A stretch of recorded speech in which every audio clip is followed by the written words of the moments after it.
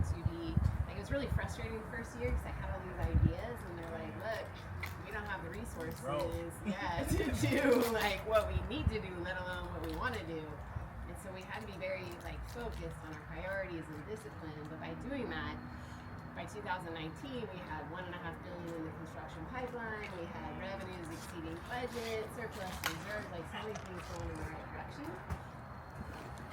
Youth were a top tier priority for the first time ever. I was so happy to hear you mention Hakeem because he was my, partner in crime in the trenches, making that become a reality because I've been fighting for so long to make that a priority. And everyone would say, oh yeah, but they would never, do the steps, to actually make it happen. And then 2020 we had COVID and like everything went sideways. In so many ways. Like that mayor's race, right? Yeah. I remember that one. That was gruesome. Yeah. And then 2021, I realized we weren't going to get back on track and get focused and be disciplined like we had been before. Not with the leadership we had. So I made a decision then to run for mayor. Wow. Yeah. You care. I absolutely care. But why? Why Vallejo? Are you from the area? So like born and raised in the Bay Area. And so Vallejo has a very special place in my heart because like I grew up a single mom. I was a single mom also, but my mom's single mom, and just a lot of challenges that come with that. And I never felt connected to a community. Not until like when I moved here.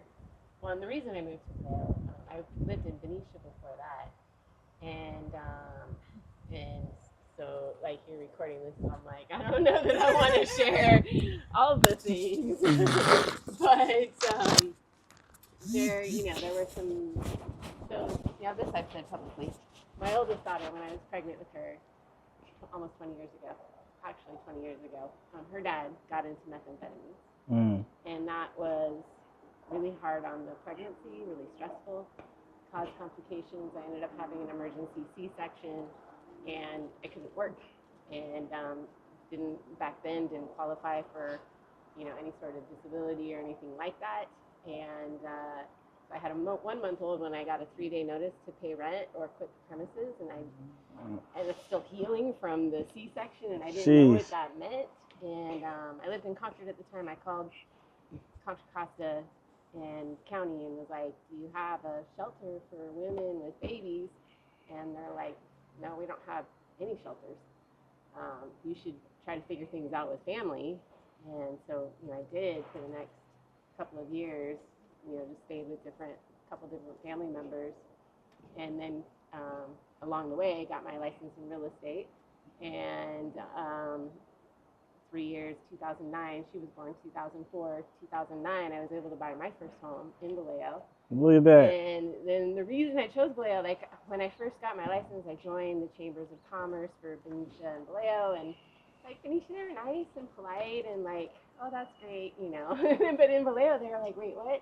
What are you doing? Like, let's support you. Like, let's help you grow. Push me out of my comfort zone. Go network. Go meet people. I'm like, okay, I want to make this happen. So yes, let's do it. And so then, when I started finally being able to, realize my dream of buying a home, I started looking in Vallejo because the neighborhoods are gorgeous and the people are just amazing. And so I did buy my first home here in Vallejo. And my eldest daughter's dad and I were still together, still trying to figure out how to, we're still on that roller coaster. He just got out of jail again like a month ago, and still going on that roller. We're not together. We haven't been together for years, but he will always be her dad. Right. And he adores her, and I never wanted her to lose that, so I tried really hard to help him get clean. And, he was in Journeyman, Local 342, and, when he was working, he did really well. When he was clean, everything was great, but bought the house the day after we closed, he was laid off. And I was like, oh my God, like, we have to figure this out. And so, I did. I was able to figure it out. really started leaning on my network with the Vallejo Chamber and just my relationships here. And that was actually kind of what led me to run for council, was because, you know, a year after that, he and I did separate, and that was the final separation, because he was really spiraling, and there was nothing, I realized there was nothing I could do. It was out of my control, and he had to make the choice, and Right. he wasn't willing or able at that time. And he's tried, and it's been like a, you know, on again, off again kind of situation. But so a year after that, you know, I fought really hard to buy the home, fought really hard to keep the home, and then we had squatters move in across the street. And the property owners didn't even know they owned the property, so there was no way to have them evicted or removed for trespassing, because the property owner couldn't tell the police, no, they're not there legally. And so for 2 years, they were on probation, known to carry firearms, suspected of drug dealing, tax fraud, mail fraud, had traffic coming day and night, installed cameras on the roof of the house, and very dangerous. And, you know, like military operations every month, going in and you know, removing occupants from the property, and, you know, pulling out all of this evidence, you know, it's the USPS, IRS, FBI. This was a fun house. You was really on the block. And I was like, do I sell at a loss and run? Like, no, like I fought too hard to have this for me and my child. Like, I am, you know, coming so close to being homeless. Like, I was never going to let that happen again. And so, so then I started, you know, having different levels of law enforcement reach out to me, because from my house you could see like into their backyard and the whole property. And they, you know, so they would come and ask me what I knew. I was like, well, here's what I know. I don't know what you can do, because, you know, they have these fake lease agreements with the property owner's name on it. but I was able to contact somebody that actually knew the owners, and they're like, oh, they moved away. They disconnected their phone numbers. They don't even, they thought the house foreclosed on. I'm like, oh no, it's not. Damn. And so then one of the officers was like, oh, you should go on a ride along, because I was complaining, because I would call for, you know, 911, because there would be things happening. They tried to break into my own house. Like, through my backyard, I had a 2x4 across the back garage door, and they like kicked in the bottom of it after getting past my Rottweiler and my pit bull. So I'm just like, okay. Dedicated. Yes. And so, you know, I call 911, and they're like, yeah, we'll send somebody when we can, but, you know, not the top priority. They have other calls going on. And so I went on a ride along, and I only saw one other officer the whole shift. And we went from a retaliation assault on a business owner who had called the police the week before on somebody, and that person came back and knocked him out in front of his business on Springs Road. And then we went from there to a gunshot victim that turned out to not actually be a victim. He'd accidentally shot himself, and he was on parole and not supposed to have a gun, so he tried to say somebody tried to rob him. But we got the truth out, and like, we just want to get the gun so it's secure, because if it's going off when you're just setting it down, it's not a safe firearm. Like, we don't want that just out there. And so he told us where it was. We went and recovered it, and he was, you know, treated at the hospital and released. And home invasion, fatal accident, hit me on a bicyclist, you know, just 5150, like flying around town, watching the calls stack up. And this was a Monday morning. I'm like, what in the world? Like, this is, what do we do? And they're like, well, we just don't have the resources to hire more officers. We don't have the resources to, you know, do so many things, like help our businesses. And so then I became chair of the Chamber of Commerce. And I started advocating for different development projects to move forward, because it would mean an increase in revenues, it would mean an increase in jobs, you know, more economic opportunity for our residents. And so, you know, kept fighting for these different things. And there was one council member that on the Solano 360 project, which, even if it failed, and it's still yet to get off the ground, right, we are seeing an increase in revenues from the investment the county is making in that property. And this one council member was like, it's shameful we're even considering this project. And I'm like, okay, like maybe I don't understand your perspective, but then what? Like, what's your solution? Like, what are we gonna do Right. to make things better for everybody? And it was like crickets.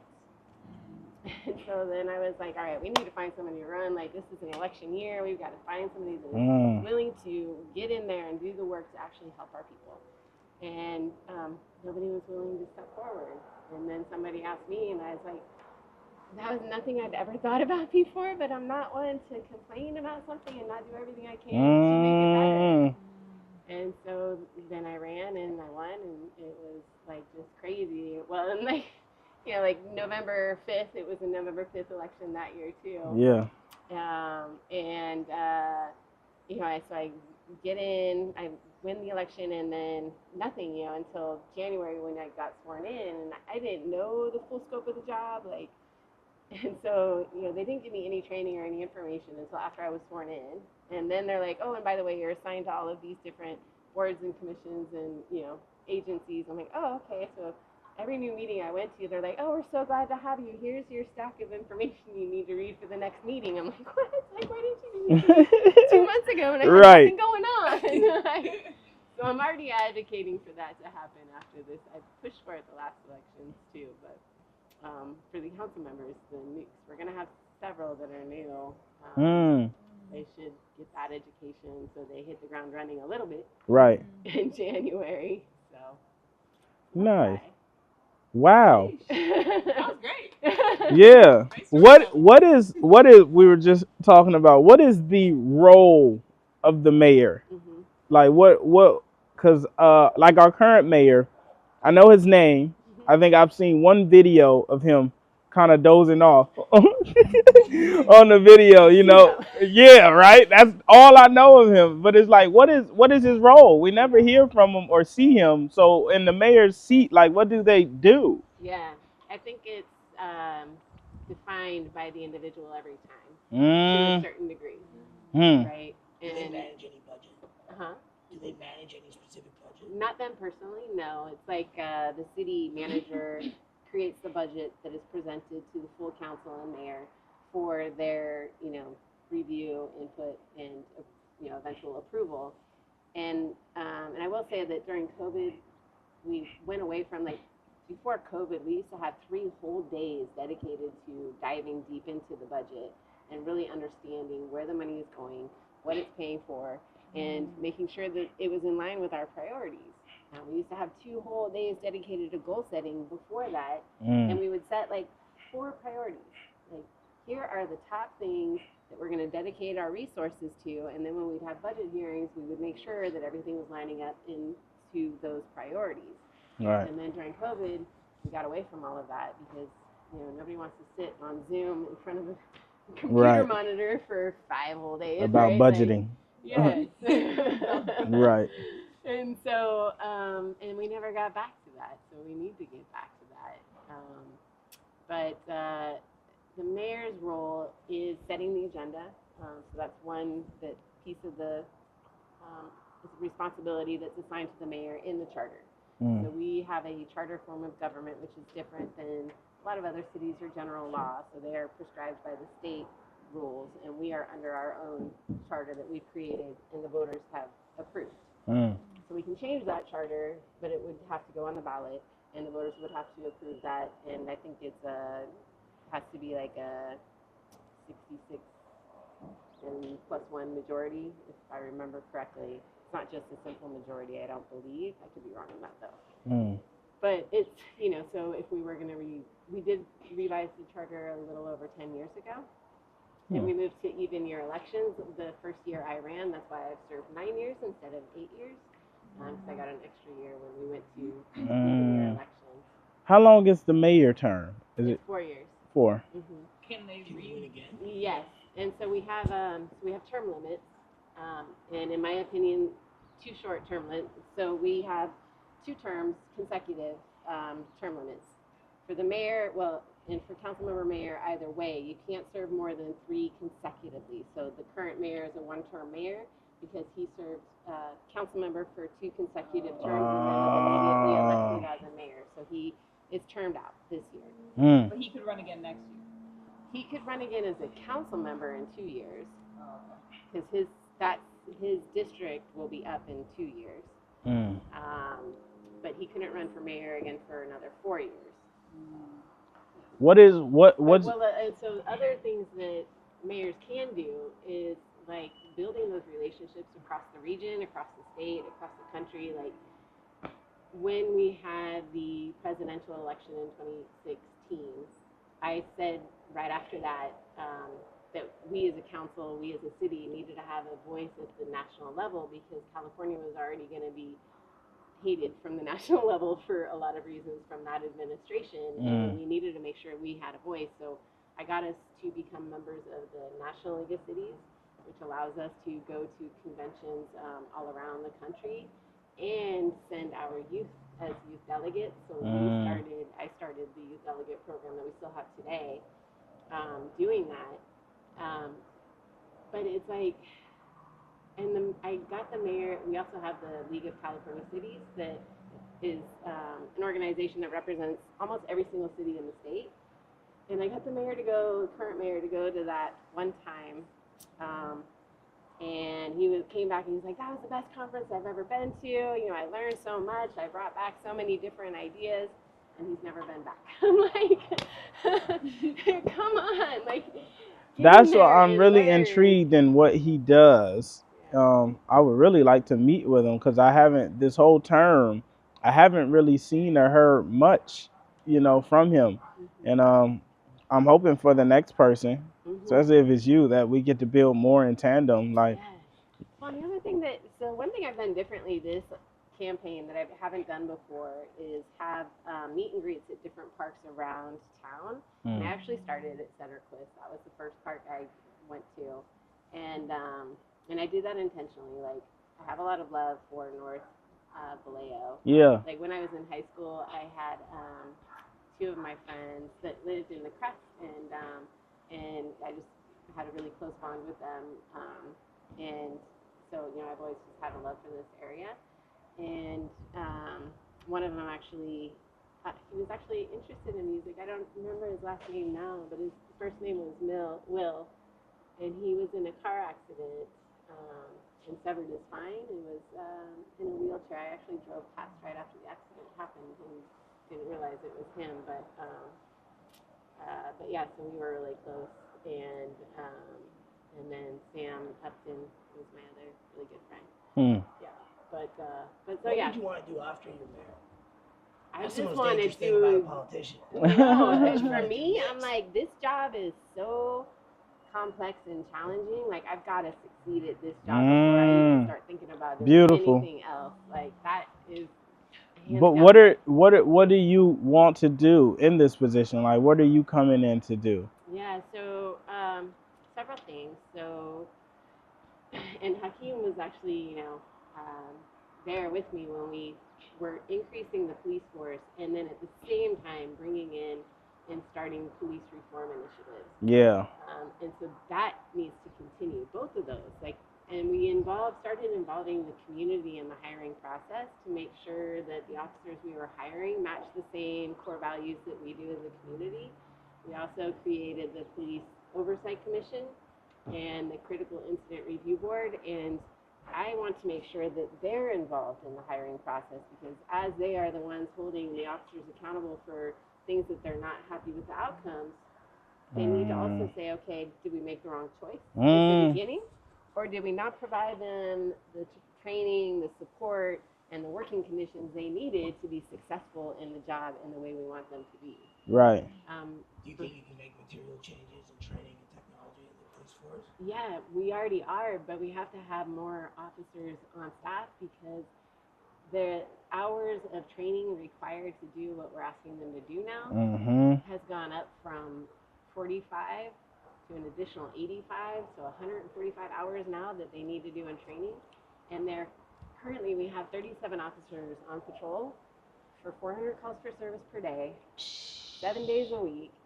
They're working 15-hour shifts, and I'm like, you can't do a great job like that. You can't do a great job in any job. You can't do a great job like that. But also when you're adding in the stress of responding to priority one call to priority one call, And somebody shooting at you, and then another one trying to stab you. Well, and when you That's a show tough up, people are condition. like, They hate you. Took too long. And they hate you. Yes. And the community hates you. Yes. You know? Yes. And I think that's also a big thing with our police. We only see them in times of crisis. Yes. But it's also like they can't be more active because it's not enough time. You feel me? But it's like we can't. I remember when I was a kid, we used to hoop outside and there'd be a cop come down and he'll, you know, and it's like we don't have that shit no more. Yes. Well, there is one program that we are still doing that started when Hakeem and I were on the council together, and that was the 3rd grade reading program. So every year they go to every 3rd grade class, they bring every 3rd grader a book, they sign the back of the inside cover with all, you know, to the child, but also with their badge number, and they tell the child, you're one of mine. If you ever need help, make sure you let, you know, dispatch know this is my badge number and that you're one of mine, and I will make sure that you get taken care of. And building that relationship while also, you know, highlighting the importance of literacy is great. And then bringing back the Police Explorer program too, so that we're getting into the middle schools and into the high schools and inspiring our kids to look at those jobs for themselves. But it has to. 71 sworn, 37 on patrol. How much do you think it needs to be? It was. We have 137 positions authorized. Richmond, though, which has similar calls for service and similar population size, they have 200 officers. Yeah. Yeah. But it takes so long to hire. Like even when we get lateral hires, which is like coming from another department, they, you know, can start. They have to go through background. They have to go through psych evaluation, and then they can start pretty quickly. Damn, so we only have 37. I hear 37 just where I live at nighttime. Every night. You know, it's like that's an impossible job. Yeah, so I go on ride-alongs regularly so I can see what they're dealing with, you know, firsthand. And like December 23rd, I went with them, and we heard there was a sideshow coming. They like, you know, there's like social media sites that they're like posting. And so we called for backup from Napa, from Solano Sheriff's, Cal Maritime, American Canyon. And as we are going to stage, and, you know, we were like all driving over to, because it was going to be BW, Williams, and like Pepper, like that area right there. Yep. And as we were driving over there, one of the ALPR cameras tagged a stolen vehicle, and one of our officers happened to be at that intersection and shined his spotlight on the driver. The driver saw him and took off down Sonoma Boulevard like crazy, excessively, you know, fast. And so then we all diverted to go that direction, and he ended up, this woman was coming out of an alley in her minivan, and he hit the back, and they both spun. She was okay, he was okay, but then we had to medically clear them, wait for the ambulances, tow trucks, clean everything up. And by then the sideshow's in full effect. Of course. Like, damn. So then we had to all come and just slowly push them out. And what was really funny, we were like pushing them out. I live over by Redwood and Columbus Parkway. And so as we're like pushing them out, it's like 11:30 at night. My oldest daughter, I'm like, hey, do you hear, because we're heading that way. I'm like, do you hear sirens? Like, we're about to go by the house. And she's like, oh no, I left. I'm going to go, you know, her boyfriend was working downtown Benicia. And she's like, I'm going to meet my boyfriend. I'm like, where are you? And she's like, on Columbus Parkway. I'm like, there's like 200 cars heading like right to you. And she's like, really? It's weird. I don't hear anything. I'm like, okay. And then, so then we get on Columbus Parkway. We're like driving along. And then she texts me, I found your friends. I'm like, where? And she's like, Columbus Parkway and Rose Drive. They're all set up there. And then she's like, actually kind of scared. And then apparently her phone died, because I'm like, why are you scared? I call her, it goes straight to voicemail. I'm like, oh my God, like what the hell is going on? And so the officers all started to go Benicia Road, and I'm like, my daughter just said they're right there. And so we come over the hill, and sure enough, they're all, you know, doing donuts and all this kind of stuff. And the officers came from like every direction and pushed them onto the freeway and then to 80 and out of town. And then like a half hour later, she's like, sorry, my phone died. She's like, I'm like, why were you scared? She's like, well, because as soon as I pulled up, somebody came right behind me and right next to me, like not in the lanes, just like, and so she kind of just had to go with the flow. until she got on the freeway and could separate. But it was just like, oh my God. But two of the officers that came from Napa had been on our force before, but they left. But then July 5th, I went on a ride along again, and those same two officers had come back because we finally had a contract, and that had increased the salary available, and they came back. So that's like starting to work. We're doing a retention and recruitment program next, if council approves it, which will give existing officers like a recruitment bonus if they recruit somebody, refer somebody that gets hired, and then the recruited officer will also get a bonus. And then we're also looking at a proposal from the sheriff that would increase staffing by 12 officers every shift, which would be a big deal. Yeah. And then that's while we rebuild to sufficient capacity. So as a city, do we have money or no? We have money, but no, nothing against the current council, because they're all trying to solve all of the challenges, and there's, a lot of angry people that are at council all the time, complaining about everything from potholes, abandoned vehicles, the homeless situation, everything, and they're trying to react to all of those concerns.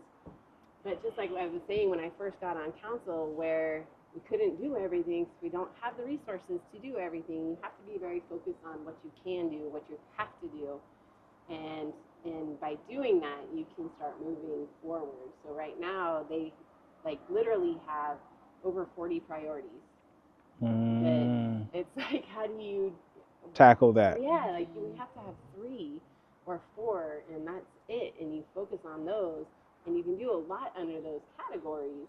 But you have to stay focused on those priorities. How big is the annual city budget? Like 200 million. I want to say no, it's more like general fund. We really we were just talking in our other meeting, really want to put a focal on entertainment, event, and activity, because I feel like that diverts a lot of the reasons kids end up going to the drugs and sideshows and robbing, because it's just like there's nothing to cultivate the community in that way. Like, we don't have anything that lets us live in our sense of pride in this city. And I really, really hope that we could establish that next year and help build it, and at least get the leeway and support to do so. Yes, absolutely. Yeah, I mean, like I've said, focusing on our youth, that is the long-term solution, right? Making sure our kids not only have access to opportunities and resources, but also get exposed to different things that maybe they're limited in their imagination by what they're exposed to. And if we can expose them to more, then it will make them start thinking about bigger and better things for themselves. Right. And so some of the things that I've been working on is, so I'm also on the board of directors for the San Francisco Bay Ferry, and we have received a little over $120 million to go to a zero emission system, which means that we will be purchasing more vessels and vessels with newer technology that may not have existed. For example, we just launched in July the first in the world 100% hydrogen fueled passenger ferry. And that technology didn't exist 2 years ago. We didn't think we were going to be able to ever have that vessel. And the technology is changing so rapidly, but the industry doesn't exist locally. Right. And so how do we grow that locally and then create the pipelines for those jobs for our kids and make sure that they know about these opportunities? So that's something I've been very focused on.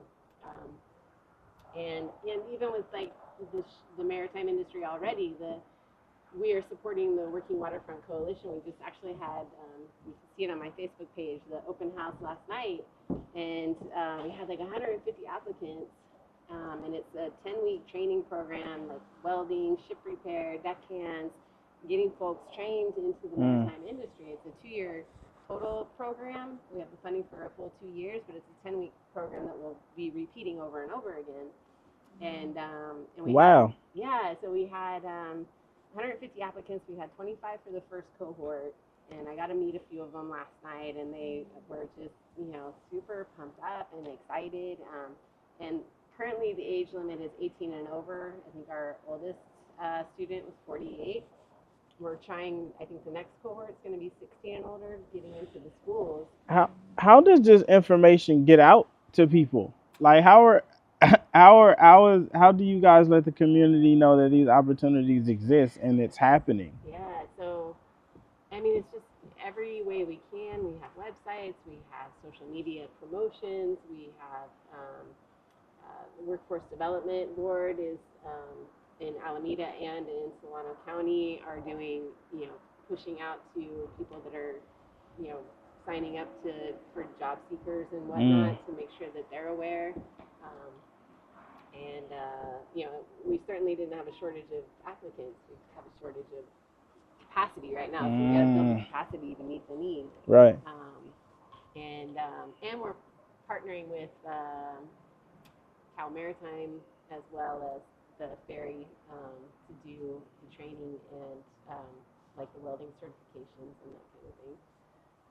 But creating more programs like that, I was able to start a paid summer youth internship program back in 2013, and then we were able to actually get that into City Hall because, I hope I inspire kids to run for city council or run to be mayor, but man, run to be city manager, look at that pathway, because that right. You We really were just saying that impact, and the income and the benefits are significant. Is that something that changes per election year as well? The city manager? No, so that's the city council and mayor hire the city manager and the city attorney. Those are the two employees that they have authority over. And so we should be giving them performance evaluations every year. That has flipped also. So if you become mayor, do you know who you're going to use for those positions? So we already have a city manager and a city attorney. Current city attorney's contract doesn't expire until, I think, 2027. So she will be there until then.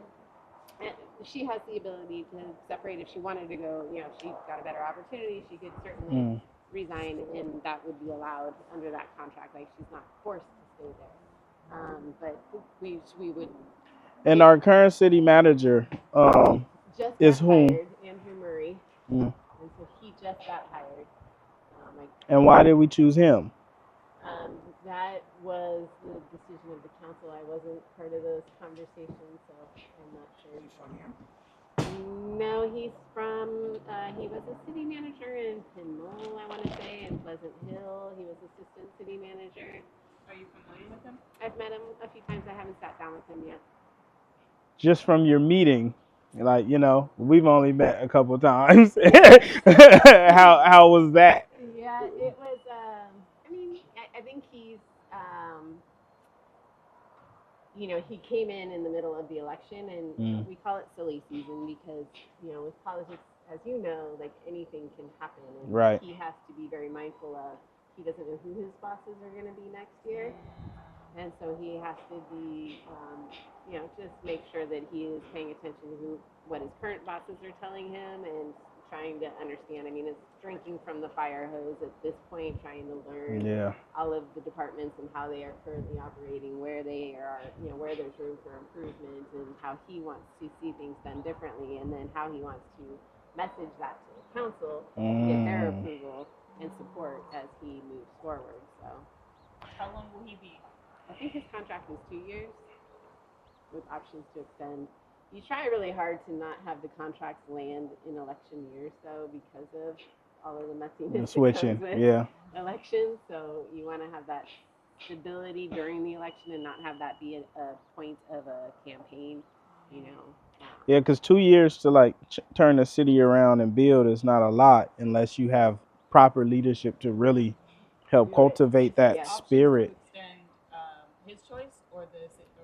Council, the council, both actually. Is there I don't know who all you're running against this year. Did we meet others at those are other people that are running? Yeah. Is there anything that we're going to find out about Pippin do in this race, like with Hakeem, where there's just a bunch of people who are ready to dig up, who are ready to expose, who are ready to expose you for something you've done. I don't think so. You know, but the thing with politics is that they can say anything. Mm-hmm. Like the last time I ran, the current mayor's wife wrote a letter to the editor saying that I was skipping to my bank with my bribe money from a developer. And I called an attorney and was like, this is a lie. What can I do? And they're like, well, you have to be able to prove financial damages because of what she said. I'm like, so if I lose the election, then I can sue. They're like, yeah, and I won, so I couldn't. And so, you know, I mean, they can say anything they want. The thing I get attacked about the most right now is the Orsum project that we were looking at in South Vallejo. And that was a project that, you know, could have potentially brought jobs, revenues, also could, you know, there was a lot of truck traffic that was in the proposal, which, you know, it was funny because some of the attackers were like, it's only 25 jobs and 300 trucks. I'm like, so how are 25 people driving 300 trucks? Like, make that make sense to me. But okay. Right. But, you know, there's valid concerns about having trucks driving through neighborhoods that are already have Sonoma Boulevard with all of the vehicle traffic and emissions that are coming from that. Like, that's why I'm so excited and passionate about the ferry and trying to expand their operations so that we can reduce all of that vehicular traffic off of the road. So I'm pushing for a connection from Vallejo to Larkspur to help with Highway 37 traffic, and then also Vallejo to Richmond and or Oakland to reduce traffic off of 80. Yeah, and so looking at those kinds of things, but you know, at the end of the day, with that Orsum project, like people try to say I was in support of it, and I never was. Like we never got to the as an elected official, you're legally not allowed to have an opinion until the moment that you have all of the facts in front of you, the final environmental impact report, and we never got there. I did fight to get there, but we never got there. The applicant pulled the application. And so I never had an opinion on it. I just wanted to see what the facts were so I could weigh it all in the balance. And right? you know what's crazy? That's no offense, but that's like a white issue. Like niggas don't care about environmental impact in Vallejo. We care about like the impact of our actual lives, and that's just something we don't even consider. Yeah. You know, so so like for this election, just getting people behind you, it really has to like we really have to see you and feel you and feel like, nah, she's for everybody and she supports everybody and it's considerate and things like that is like things that don't even cross us. Like when I think about mayor, I'm always in my head like, do I know this person? What do they feel like? Have I seen them? Am I just now seeing them because they're running? Right. You know, things like that is what crossed my mind. And like, are they from Vallejo? Is always a big question that I'm asking. Would you say you did really well the last time, and maybe that you want to do better this time?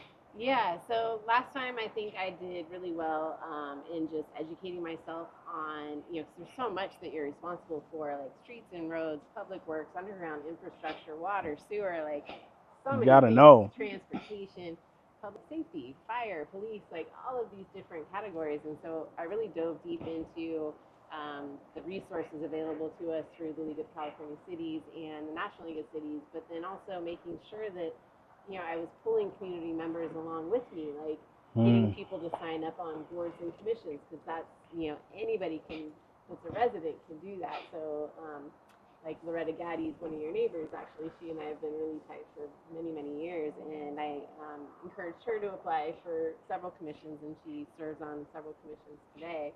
And you know, so, you know, making sure that the whole community feels that empowerment, that it's not just the mayor and council that make the changes. Like, we have a lot of changes we need to make, and we have a really big opportunity with our waterfront and our downtown and Mare Island to do, you know, a lot of development, especially like just a lot of things. But it's going to take all of the community working together to make those things happen, because I know I'm going to get fought on any type of growth opportunities that I bring, and unless like I Assemblymember Lori Wilson also has endorsed me, and she at my kickoff was like, "We need this to be a mandate so that Pippin can run with all of these ideas and efforts that she intends to bring to the community, and she can say, look, she ran with these proposals, and the voters have said this is what they want." And so, like I'm talking about pushing forward on the Mare Island project, they're talking about, over a 30-year span, having tens of thousands of housing units of all different product types that are available to all income levels, tens of thousands of jobs that are available to every, opportunity from beginning to, climbing the ladder. And also with our waterfront in downtown, we're the largest city in the Bay Area that doesn't have passenger rail, but we have an opportunity to get it, like soon. And so I'm pushing that to happen because that would connect us to Napa at the ferry terminal in San Francisco. And so, we could have just multi levels of, high density residential, mixed use commercial, transit oriented development on our waterfront in downtown. But those are all going to be heavy lifts. Yeah. And so I need to make sure that I'm involving and including the community the whole way along, so that when we do that lift, I'm not doing it by myself, and people are like, "Wait, what? What's happening?" Like, are there like and behind it. When these meetings take place, are they open to the community? Like, are they things that we can come in and sit in on? Oh, and yes. and is there a calendar that shows when that takes place so we could actually participate? Absolutely. Yep. It's cityofvallejo.net. The first page, you scroll down and you can see the council meetings. You can see all of the boards and commissions. You can click on the boards and commissions and see when they just did a whole bunch of interviews the other night for applicants for a bunch of boards and commissions. So you can see the opportunities to apply there, and see, the scope of the work for each commission and see which one interests you. And we're trying to recreate a youth council so that we can involve our kids in the local government opportunities. Also, I'm actually trying to reduce the voting age for municipal elections, because when I took one delegation to a conference, they met some kids from Camden, New Jersey, and they're like, "Yeah, we only have to be 16 to vote on mayor and on local government, school board, because they reduced the municipal voting age." And I was like, "Let's do it." Like, that would be amazing to get our kids engaged and involved in that way. Right. Yeah, Monday night commission on culture and the arts. So we're meeting for you guys to be at. Yes. Right. Yeah. For sure. Sheesh. Do they really do the Pledge of Allegiance at these meetings? Yeah. Like the same way we did in school? Yes. You know what's so funny though with the Pledge of Allegiance? Like, we've always said it, like, starting in school, right? So we always have people saying it with you. In Zoom land, when we had one person like saying it, it is so weird because you get lost because you don't hear everyone else saying it with you. Yeah. I kind of forgot it now. Oh God. Of the United States of America. To the republic for which it stands, one nation, under God, indivisible, with liberty and Boy, we've gotten far away from that. We've gotten far away from that. I'm excited to see someone who's from here who cares in this seat, and just to be a bit more active this year. Is our fairgrounds is not sanctioned by Vallejo, the county in general.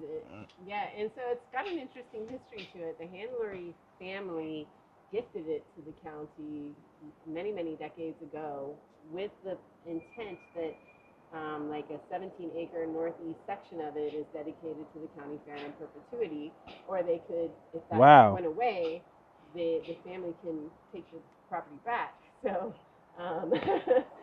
so the county fair will always be there. Wow. Yes, that component will always be there. But yeah, the county owns it, and they have invited the city into the discussions on developing it. I advocated for more of a connection with the North Vallejo neighborhoods on the other side of 37 because it should benefit that whole region. And that seems to be getting built into the next phase. So. Yeah, I would really love to be more active in as many meetings and things that I can attend when we're home, Yeah. that we could kind of just sit in and just learn and maneuver. Yeah. Especially because you do have a great like communication with the city, like how he was saying, like how do people learn about these things, like having somebody who they're used to seeing speak about Vallejo and to Vallejo would be great if you were educated on those things. Yeah, especially involving the police and all the forces, because I feel like that's our disconnect. Like we feel like all the people in this city who run the city don't like us, and that creates an energy of like, we don't like y'all either. And when you have that thought and then you never see each other, you know, beyond times of crisis or beyond time when it's time to elect someone, it builds a certain energy, because it's like, well, now you in the hood, but are we going to see you after you win? Right. You know, and that's a thought. Like we have to, it has to be frequent and it has to be active. So Yeah, Jamila and I are really good friends too. nice. Yeah. So You know everybody. I'm always Yeah. there when she's got something going on at New Park. I'm always I love there. it. I'm all in for it. I So love it. well, yeah, I mean, I would love to, you know, if I win, I would love to have that become a broader thing.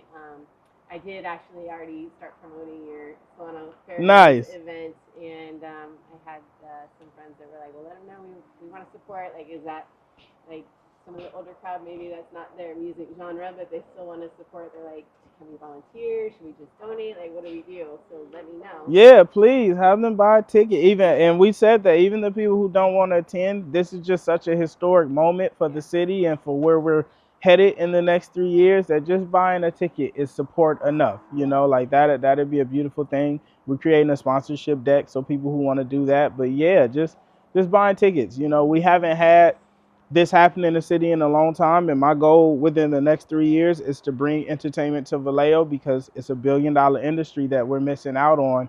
And all of the places where we lack funding, this could provide that funding. We just haven't opened the door for it to exist here. Yeah, and it was really exciting to have you at August summer nights. That was Yeah, it would be really great if a position opened up that's just for that, because I would be able to rock that. Yeah. If we just had a position in the budget allocated to us just cultivating entertainment and bringing it here and bringing artists in to build that side. San Francisco and Oakland make billions of dollars a year off entertainment, and Vallejo could do the same. We're right in the middle, but we don't have anybody cultivating it, and every time we try to do it, we have a hard time. So if we were able to get a position and a budget that just allows us to do that, I think I could help change a lot of where the youth is headed and a lot of where the city is headed for the next, at least for your term. Right. You know, that like 4 years is a lot of time. Centrally located city, right? We're like in the between middle. Sacramento, Napa, San Francisco, San Jose, Oakland, like we are right in the center of it. And we have stars from here that's able to do it now. You know, it's like we have the network and connection to do it. We just need the accessibility and the budget and support to just like go ahead and let us do that part while everyone else do their job. And I think that in 4 years, we could do a lot of repairing. And just like I said, that's a revenue that we're not bringing in. Like we're missing out on hundreds of millions every year because we don't have nowhere to bring live entertainment. And artists tour and travel all year. Yeah, so part of the first phase of the Mare Island project, and they actually I was at City Hall for another project, and they were submitting the plans, so I was super excited. But behind the coal sheds, they're converting half of the parking lot to an outdoor amphitheater for community events and music opportunities. Wow. Yeah. Incredible. And that's supposed to be completed in 3 years. Incredible. Yeah. See? But we could get started before then to where by the time that gets here, people are already used to coming to Vallejo, and it's like, this makes sense now. If we start cultivating it now, gone. Absolutely. Yes. Well, I definitely appreciate it. I love it. Mutual Gratitude. gratitude. I look forward to seeing you more. Yes, absolutely. And I would love to earn your endorsement. Yes. Great meeting. Again, I feel like I've now